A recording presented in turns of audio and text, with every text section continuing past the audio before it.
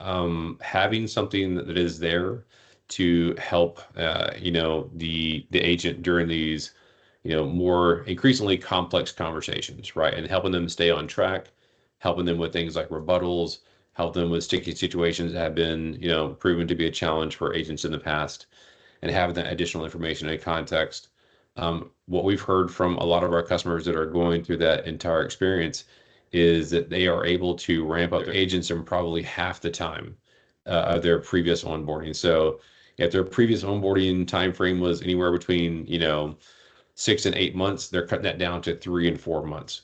So they feel like they can get their agents into a place much, much faster through the real-time experience because it's providing kind of an over-the-shoulder guide as they're going through that experience.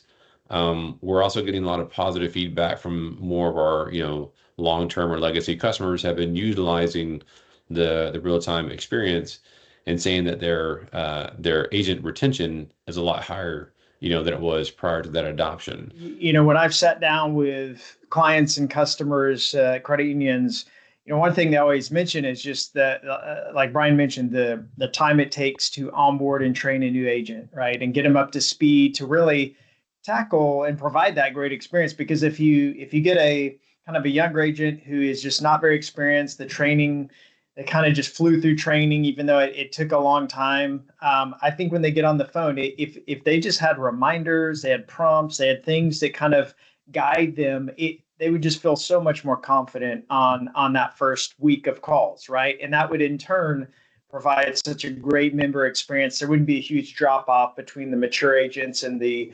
newer or younger agents as well. And I think when I talk to credit unions and they talk about and not only the time it takes, but also to train the agent, there's money involved, right? And some of the return on investment there, if you can shrink by 50%, is massive, because not only are you taking that the agent's time, you're also taking the manager's time who's doing the training session, and they're maybe at a higher pay scale. So when you combine those two things together, the return on investment or payback can be pretty significant, especially if you're onboarding, say, maybe a seasonality onboarding of agents, right? If you can get through that 50% in 50% less time, that can be pretty significant.